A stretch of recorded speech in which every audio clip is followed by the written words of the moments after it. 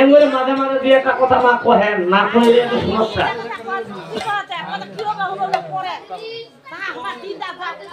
এই যে আমাদের পদকীর্তন কি বলতেছে, কত কলির ভাব দেখিয়া রে মানুষের দিশা হারাইছে। ওরে কায়দে মাতা কায়দে পিতা, সম্বন্ধ নাই গুরু আর শিষ্যে। হ্যাঁ, তোমরা দেখো ভাবিয়া কলি যুগের ছেলেরা ভাই পিতা মাতা মানে না। আপনাদের এদিকে কিরকম, আমাদের ওদিকে একটু ভিন্ন। তাহলে আমাদের ওদিকে কি বলতেছে, যদি কোনো ব্যক্তিকে গিয়ে বলে যে বাবু তোর বাবা বাড়িতে আছে রে, কথা আমার বুড়ারা বাড়ি দেয় নাই। হ্যাঁ, পিতা মাতা হয়ে গেল বুড়া আর বুড়ি, অথচ শ্বশুর শাশুড়ি ওখানে কিন্তু বাবা মা ঠিকই বলতেছে।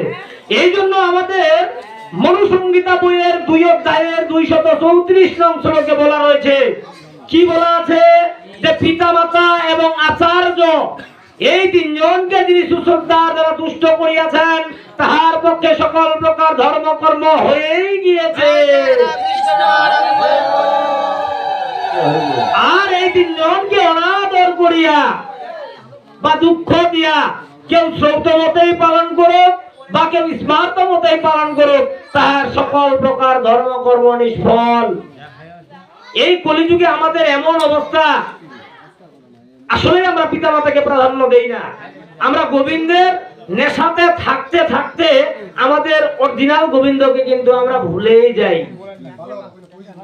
বলছে এমন দেবতার পূজা করো যথা তথা, আর এমন দেবতার পূজা করলে মুখে বলে কথা। যেই দেবতা আমার মুখে কথা বলে সেই দেবতার কোন আমার খোঁজ নাই। আছে বাবা? কেউ কেউ বলতেছে এই পিতা মাতার সেবা করলে পিতৃলোকে যায়, দেবতার পূজা করলে দেবলোকে যায়, যারা আমার পূজা করে তারা আমার লোকে আসে। এই যে বিভ্রান্তমূলক কথাবার্তা কীর্তনিয়া আমরা কতগুলা বলি, যার জন্য আজকে আমাদের এই জনম দুঃখী মায়েদের এই অবস্থা, সন্তানের হাতে মায়ের খাইতে হচ্ছে। কারণ পিতা মাতার সেবা করলে যদি আমাকে পিতৃলোকে যাইতে হয়, দেবতার পূজা করলে যদি আমাকে দেবলোকে যাইতে হয়, আর যদি আমি গোবিন্দের সেবা করি যদি আমাকে ওখানে গোবিন্দের কাছে যাই, তাহলে আমি পিতা মাতারই সেবা করব কেন, আমি দেবতারই পূজা করব বা কেন? কথাটা এরকম না দাদা? এই জন্য কিন্তু আমরা ওই পিতা মাতা গুলাকে মানি না। অথচ আমাদের পদ্মপুরাণ ক্রিয়াযোগ সারের 2য় অধ্যায়ের 91 নম্বর শ্লোকে বলা আছে যে পিতা মাতার নেত্র হইতে যত বিন্দু পরিমাণ জল ভূমিতে পড়িবে ততকাল পর্যন্ত ওই পুত্রকে নরকবাসে থাকতে হইবে।